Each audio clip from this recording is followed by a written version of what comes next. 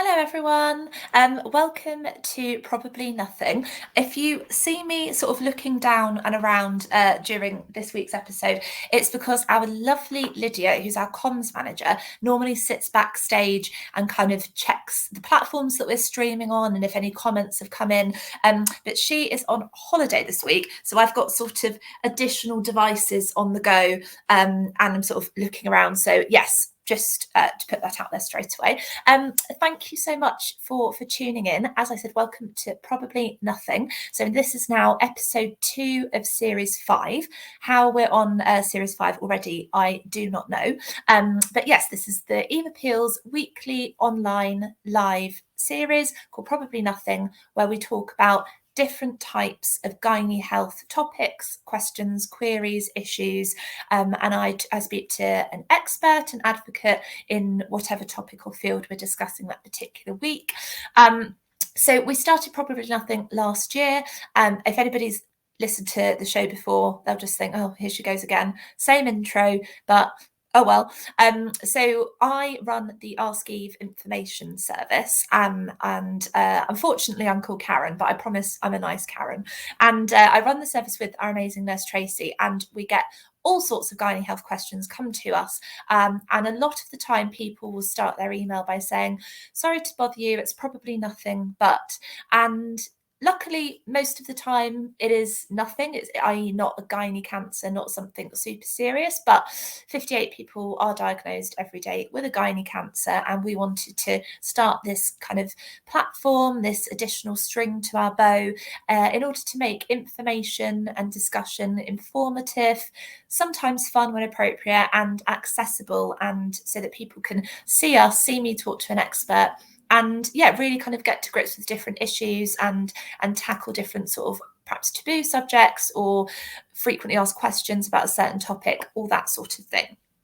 So the subject, the episode this week is about cervical screening for those who have experienced sexual trauma, sexual abuse, and sexual violence. So it's a very kind of sensitive and potentially kind of upsetting or triggering subject matter for people that might be watching. So just as kind of a disclaimer at the top of the show, we will be putting this kind of recorded episode. It's about 35 minutes in total. We're live now, but we will have the video sent to us by the wonderful Disruptive, who do this all for free for us and are wonderful. They will send us the episode when it's finished, and we will upload it to all of our social media channels. So if you feel like you're struggling to watch it now and you need a little break and to give yourself a minute, you can absolutely watch it kind of on catch up, so to speak, whenever you feel comfortable.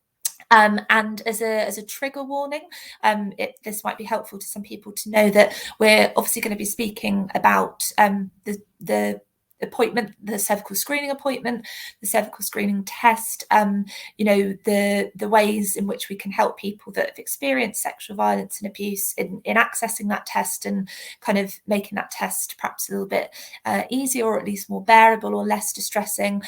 So I will also, because it is a gynae health platform that we have here, and we're talking about a cervical screening appointment, I will be showing the little speculum instrument. I'll be saying words like vagina, put in, insert, things like that, because it's about a medical procedure, but completely respect that might be difficult for some people to listen to. That type of language might be distressing.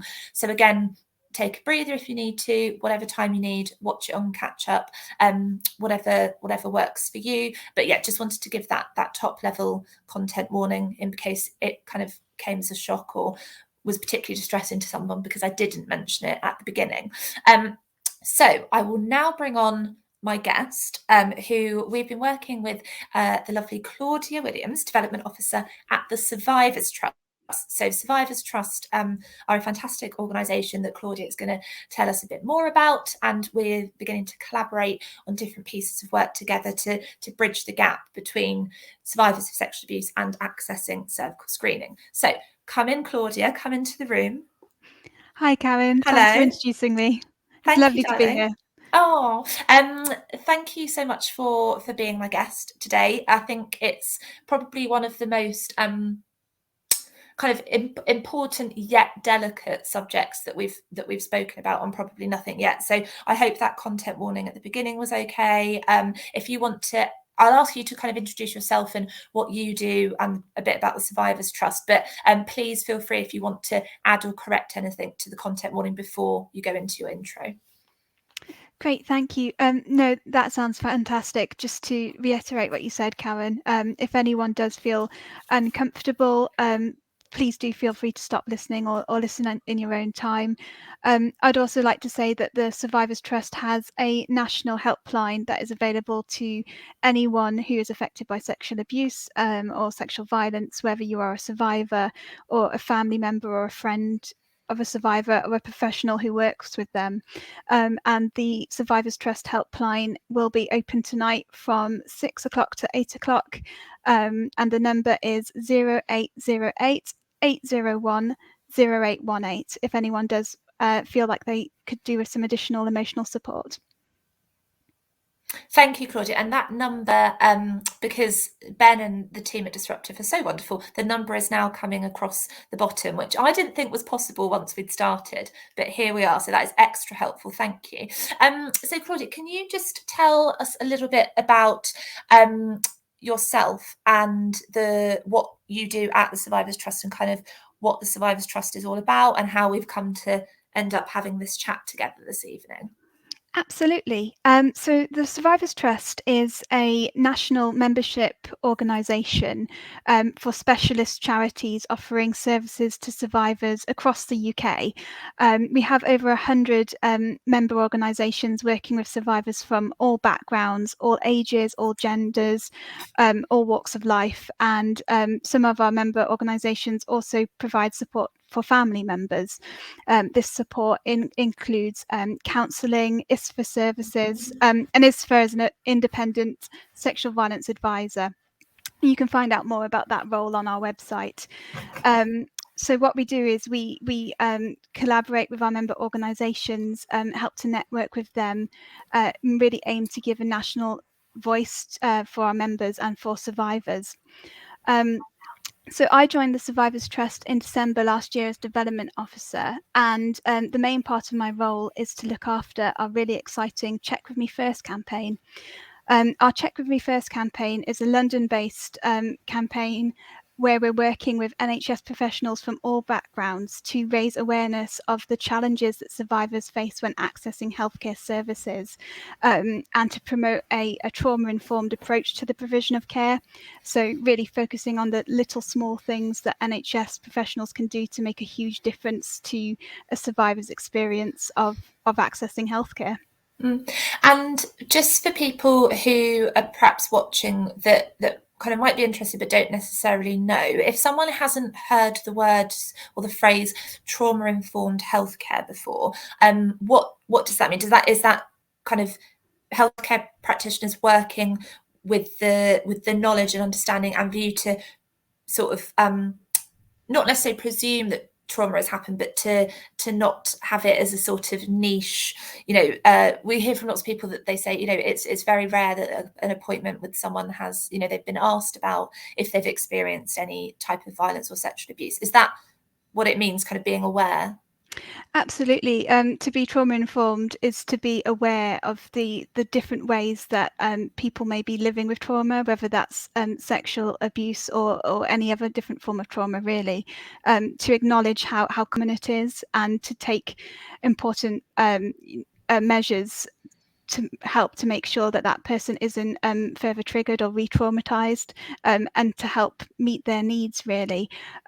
So a good way to think about it is a trauma-informed approach would involve not asking someone what is wrong with them, but what has happened to them, really trying to understand their journey and their experience. Yeah, that's really interesting. Language, definitely in all different settings, but especially with something like this, plays a massive part, doesn't it? Because is it sort of the case that type of language, like what's wrong with you, is kind of putting the blame on the patient or the survivor and kind of feeling like they've done something wrong or have got something the matter with them, that type of It can do, yes, and you're right. Language is such a tricky thing to get right, because some of those phrases that professionals might want to use that might feel really natural, such as "this will only take a moment." All these little things can, cause shame and blame for the survivor, and can remind them of the abuse that they've experienced.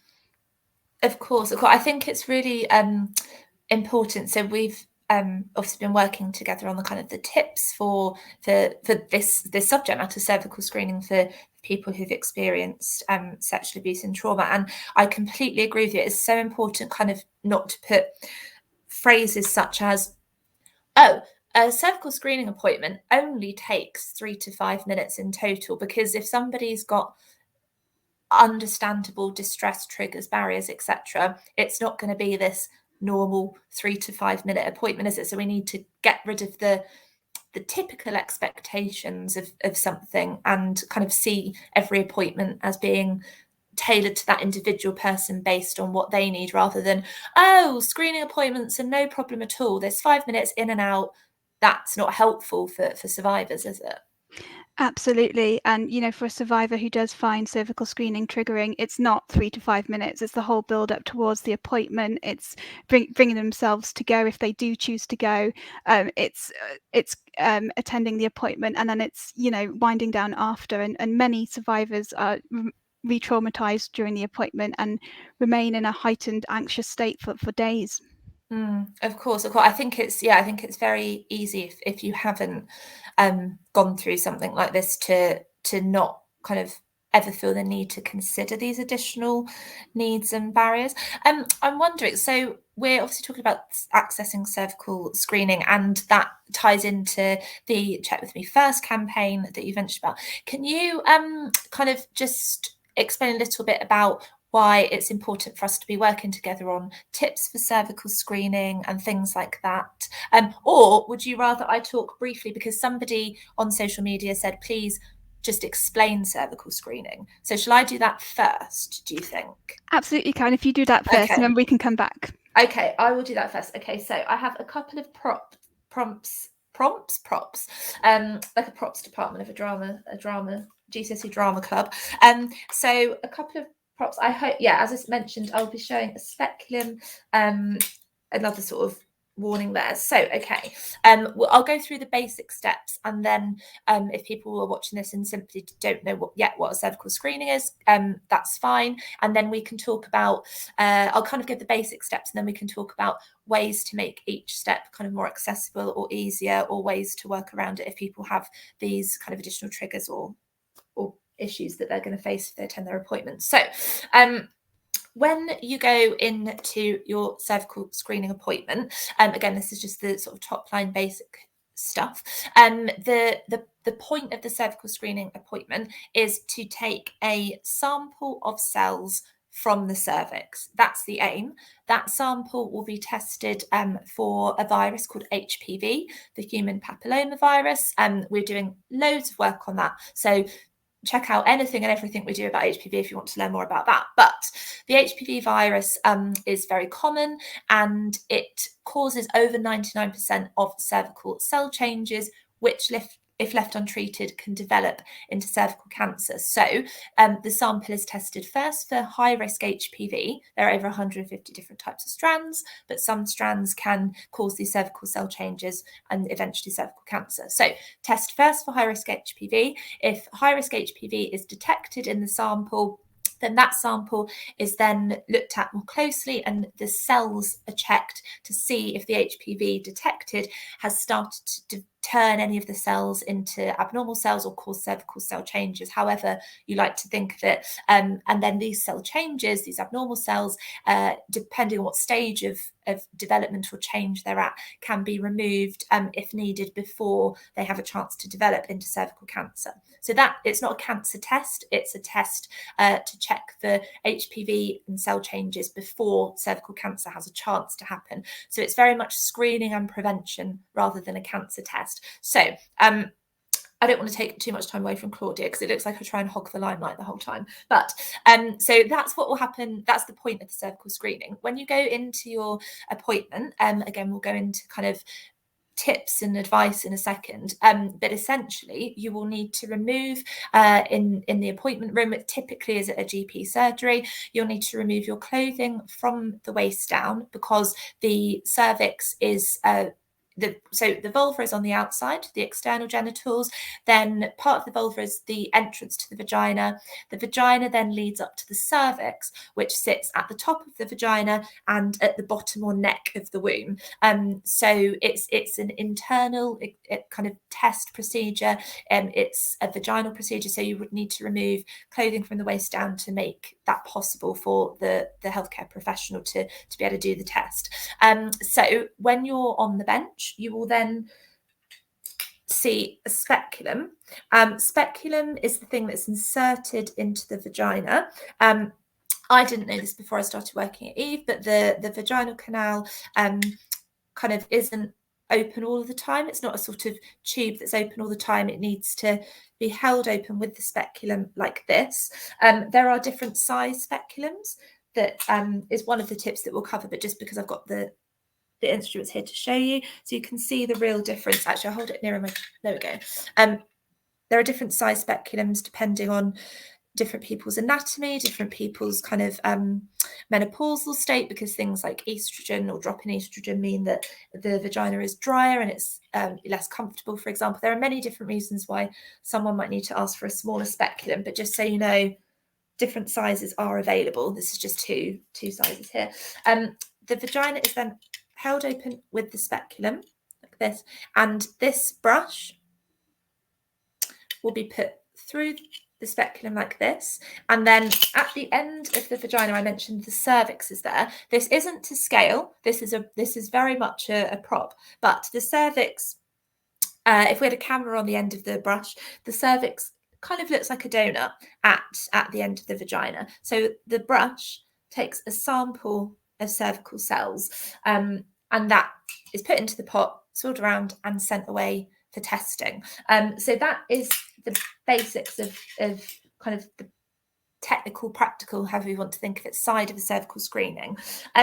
Claudia, so obviously we were saying just before I did a very tacky demo, that, you know, it is for lots of people that haven't been through these horrible sexual experiences and traumas that we're talking about, the appointment can be quite short, but that doesn't mean somebody needs to feel, if they have these experiences and kind of additional barriers, it doesn't mean that they need to make sure they get their appointment done in that amount of time, does it? So I'm just wondering if you can talk a little bit about how people, survivors going into their appointment, would kind of go about kind of making sure with the healthcare professional or the practice that they don't have to rush or feel like they're being jivvied along and that sort of thing. Absolutely. So one thing that you can do if you're worried about feeling rushed is to book a double appointment.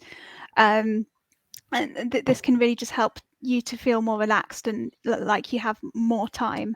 Another thing that you can do is to arrange an initial consultation appointment first, where you can talk about the exam with the healthcare professional, and talk about any concerns that you have. And that can also really help to make it feel more comfortable, especially if you've never had a cervical screening appointment before. And in kind of your experience with speaking to people through the Survivors Trust and people you work with and people that kind of contact you, is it, I can imagine, because people are worried about getting appointments and things like that at the moment. Oh, so by the way, I didn't mention when I did the demo that screening starts at 25 up to 64, and it's kind of done through the sort of admin system with which you're registered with a GP, so you'll be notified when it's time for you to go for an appointment. You don't have to suddenly think, oh, I need to go. You'll be sent an invitation, but if you think you're due and you haven't been sent an invitation, do check with your GP practice. But just so you know, you're sent the invitation. So I'm conscious that people are concerned at the moment about kind of bothering their GP and, you know, stress times and all that sort of thing. Obviously, they're invited for a cervical screening, so that's a good start, that they've been asked to come and book the appointment. But what have you had people sort of either maybe thinking, oh no, there's no way I would be able to get a double appointment with my GP? Or what would you say to someone that is thinking, yeah, I've been invited for my cervical screening, but there's no way with how things are at the moment I would be able to get a double appointment? Like, do double appointments really exist? I guess is what I'm asking.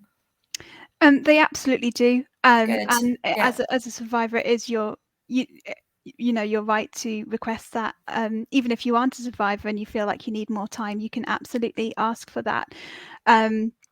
It's such a common thing that we see, that survivors feel like they don't want to bother healthcare professionals, and that's not the case at all. You're just as entitled to get the care that you need and you deserve as anyone else.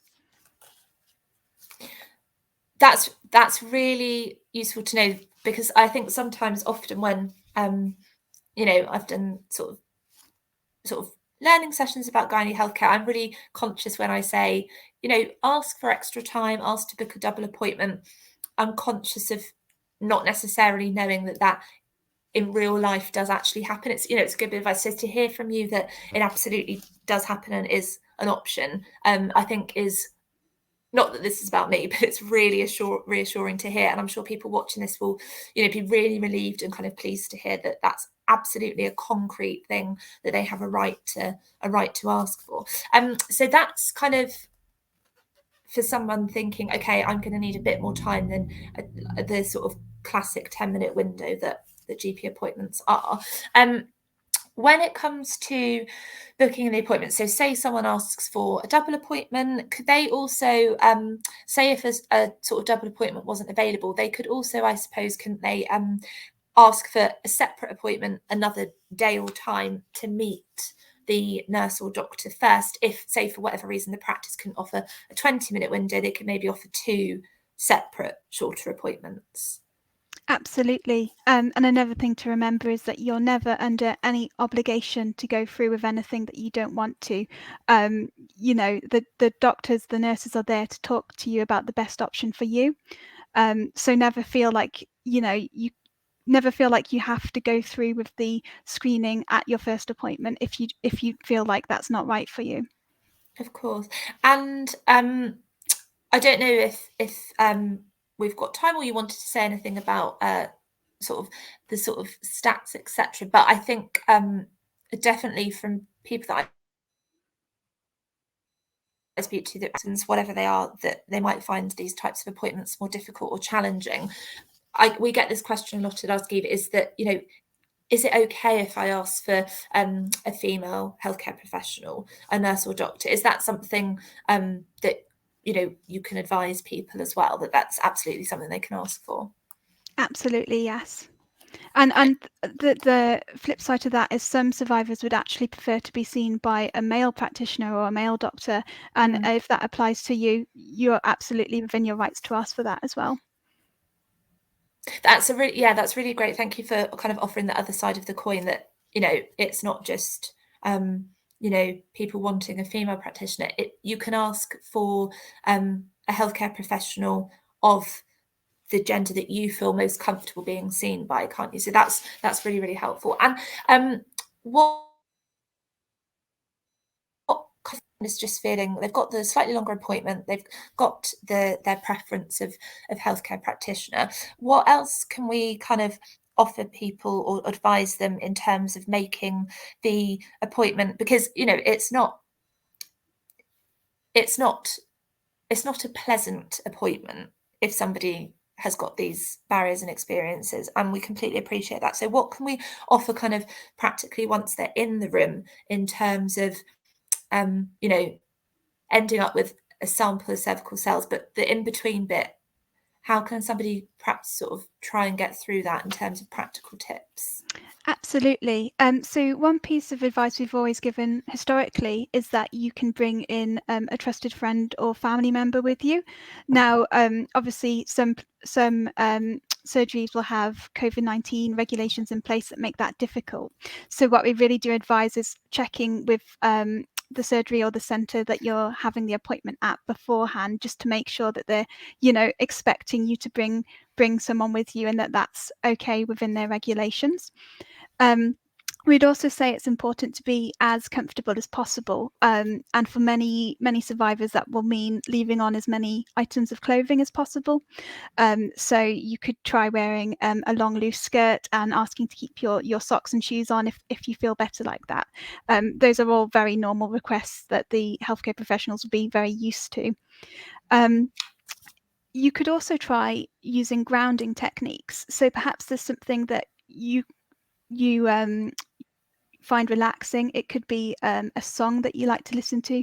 The professional will be more than happy for you to listen to headphones and listen to that song if that will help. You could try some breathing exercises. The box breathing technique is a really common one which can help, which is where you breathe in for 4 seconds, hold for 4 seconds, breathe out for 4 seconds, hold for 4 seconds, and repeat. And that's a really easy exercise that might help you to feel more relaxed. That's really useful, because obviously might be triggered by the word relax as well, but when we're talking about it between us, it is in terms of, because, you know, if there is a speculum going into the vagina, the kind of the less relaxed, even though I understand that word is difficult, because if someone says, oh, relax, you kind of do the opposite of relax. But from our sort of chat here and the practical perspective, you will find that the less relaxed the vagina is, the more uncomfortable the speculum going in and the procedure will be, because of the tension in the muscles. So completely understand why you gave those tips on relaxing. But of course, I do in the same breath understand that someone might listen to me just say that and be the opposite of relaxed when we advise that as well. Claudia, what, in terms of, say there's the nurse or doctor in the room with you, and you know you've got your earphones in, you've said, you know, I'm going to listen to this song, and you've kept your shoes and socks on, and you know you've got 20 minutes, or you've met the nurse Tracy, because that's my lovely Tracy. You've met them before, so you feel that a little bit more comfortable. What tips are there in terms of communicating between the nurse and the patient, the person having the test? Is it kind of, do you find that people might want to just sort of have the headphones on and not speak, or is there advice around how to communicate? Because it's not on sort of, you don't, when you book a screening appointment, get asked if you've a survivor of sexual trauma or abuse. So I guess maybe the conversation might have happened with the reception staff. If you were asking for a longer appointment, that survivor might then have disclosed why, but they also might not. So nobody might know, everyone might know nothing at this point. Getting into the room with the nurse, what can be done to sort of communicate? Because we also don't want people to have to relive their trauma just to get a test that they have a right to, you know? Absolutely. And I don't think the owner should ever be on the survivor to disclose, although they may feel like they want to do that, and that's completely up to them. What we would say is that healthcare professionals should agree a signal to stop the procedure at any time. So if this isn't done, you know, just tell the nurse or the doctor who's performing the examination, if I raise my hand, that means I want you to stop. That's a really easy one that you could do.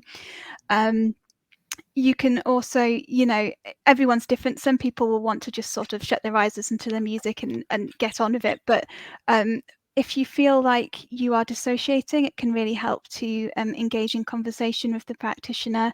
And you know, they should be checking with you that you're happy before proceeding with each step of the examination, and explaining what each step is to you as well. So talking about it from that perspective can be really helpful. That's very, very helpful. And also people, I'm going to show the speculum again, the thing that I just showed before, just to warn people. But so obviously it's up to the nurse or the doctor to collect the sample, because they're the trained professional doing it. But you can put the speculum in your vagina yourself if you, you know, if somebody putting this inside you is triggering, which is completely understandable, you can ask to guide the speculum inside yourself, and then they will obviously need to kind of do a little adjustment to hold it open and do the sample. But you're absolutely well within your right to say, I would like to insert the speculum as well. So there's definitely, I think, regardless of whether you've been through sexual abuse or experienced sexual violence, I think there's often I hope you agree, but also you don't have to agree, Claudia. But I think people could often feel like once they're in that room, it's the nurse and doctor in charge, because they're the professional, and you've come to them with a cough, or you've come to them asking for a cervical screening test, and they're the professional, so you've kind of got to do what they say. And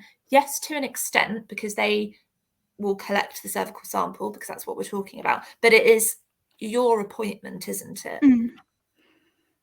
Absolutely. And you can say, like you said earlier, you can say stop. You don't have to go through with it in that one session, do you? If you feel at any point, even perhaps when the speculum is inside the vagina and say they're about to take the sample, you can say I don't want to. Absolutely. Yeah. And before I forget, really good idea, I think, to show the speculums and show what they look like. You can also ask for a different size speculum. So as you mentioned, Karen, they come in different sizes. So if you feel like a smaller one would work better for you, don't be afraid to mention that to the healthcare professional. Yeah, totally. So if they start with, I'm going to show it again, if they start with a big one and you think, no, this is not working, this isn't right, you can say, even once they've tried one, no, I want to change to a smaller one. Absolutely. It's about making it work for you, isn't it? And you can stop at any time, you can say no, you can be in control.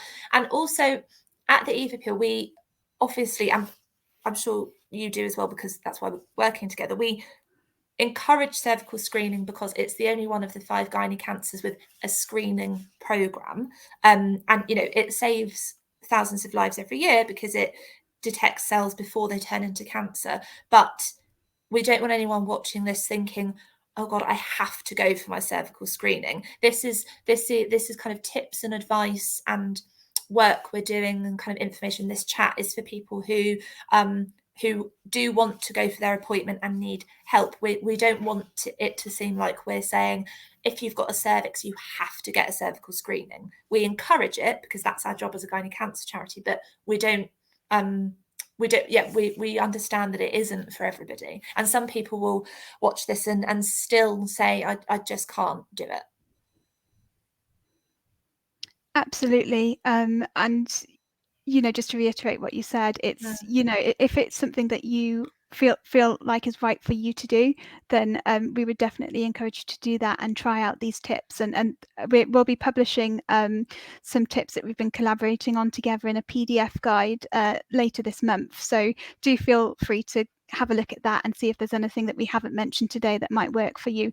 But like you say, Karen, it's completely up to you. It's your body, and you're the best person to know whether that appointment will be right for you. And just before we kind of wrap up and say our goodbyes, so obviously we've spoken about we've kind of been directing this chat to people that are survivors and probably hopefully maybe watching us thinking about going for their cervical screening, hence why they'll be tuning in and finding it useful. I think this will probably tie in with you kind of mentioning a little tiny bit more about the check with me first. But what can we do if kind of a healthcare professional, and this isn't GP bashing or nurse bashing or doctor bashing at all, but because we've had a couple of comments when we've promoted this session on social media, from people saying, things like, thanks for doing this session because my experience was bad. They just had trainees in there all the time, and I wasn't allowed someone with me, and my anxiety goes through the roof, and I had to disclose that I'm a survivor, and then they were more gentle. And someone emailed in earlier who is a survivor of sexual abuse and hasn't been for a cervical screening, is in her 40s, and kind of is supportive of what we're doing, but because of previous NHS experiences, leaving her really, really distressed. This is paraphrasing, but for example, if attending a cervical screening and then abnormal cells were found, she knows that she wouldn't be able to go for treatment and that next step. So because of the previous experiences, and she just knows that it just wouldn't be possible for her. So it's kind of, she says she's frustrated by a sort of trauma blind system, is the phrase she's used. So I'm just wondering, just before we finish, kind of to get your thoughts on that, when we're giving practical steps, and if healthcare professionals listen, and we've got tips on our website for healthcare professionals, but what if that person has had a horrible cervical screening experience before, can't go for their next one because they're worried, or they just know that whoever just doesn't have the perhaps additional sensitivities. Do you know what I'm trying to say? I'm kind of wondering how we can help in that respect. Absolutely. And it's quite a common story that we're told, that someone might have a particularly bad experience and be put off all kinds of healthcare appointments, whether that's cervical screening or anything else. And that's really why we're so excited about the Check With Me First campaign, which is offering training to healthcare professionals from all backgrounds on how to approach patients and service users in a more trauma-informed way. I think that's really this shift in culture towards trauma-informed care, where the survivors' needs are met and recognised, is really important. And I think we are moving in that direction. Initiatives such as Check With Me First and other conversations that are happening within the NHS are so important. And I think it really shows how needed this campaign is. Thank you, Claudia. Yeah, so I guess kind of things like the tips we're producing in the chat that we'll obviously save and upload to all our channels is the sort of immediate initial practical advice, isn't it, to help people get through that appointment. And I hate the jargon bigger picture, but is to not make it the patient's job. It's for it to be trauma informed already, so that trauma doesn't have to be disclosed to make an appointment possible. Absolutely. Really, we need to see a shift in attitudes towards the provision of care, and recognize that people from all walks of life are survivors of trauma, so that, like you say, survivors don't feel any need to disclose. They're already receiving that sensitive level of care. Thank you, Claudia. Do you have any final words before I say goodbye to our lovely viewers? Just thank you so much for inviting me to speak today. Really enjoyed this conversation. And like you say, Karen, we'll be publishing our tips for professionals and for survivors later this month. If you have any questions about the experiences of survivors, or if you are a survivor who would like to reach out to us and share your story, or if you'd like some emotional support, please do feel free to get in touch with us. Thank you so much, Claudia. Go and wait in the green room and I'll say goodbye to you backstage in a sec. Great. Thank you, Karen. Thank you. Thank you. Yeah, thank you so much again to Claudia, and thank you for watching this, whether you've watched it live or on catch up.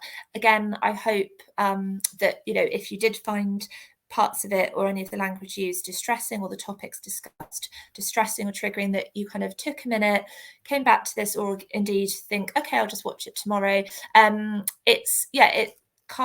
It can't be easy to listen to this subject matter if you are a survivor of sexual trauma, or any type of trauma. So I hope that if you are watching and did find it difficult, that you do something nice for yourself tonight. Go and have a cup of tea. I'm going to try and make a weird green sauce of like spinach and garlic powder. Do something nice for yourself. Take a minute. Some nice deep breaths. The 4-4-4 square thing that Claudia was talking about. Look after yourself, because it's not easy to listen to these types of conversations sometimes, but we really do appreciate people that have watched. And if you've got any type of gynae health question, the Ask Eve service I run is available on nurse at eveappeal.org.uk. Obviously, please do check out Survivors Trust if your questions are more kind of geared towards them, and contact their helpline. And we will be back next week on the 19th of October with a managing menopause session, which is very exciting. So thank you again so much for watching. We really appreciate it. And if you've got any questions about managing menopause, please email eveappeal.org.uk. We'll answer them in that session. But for now, thank you again. We really appreciate you, and look after yourselves and have a good week.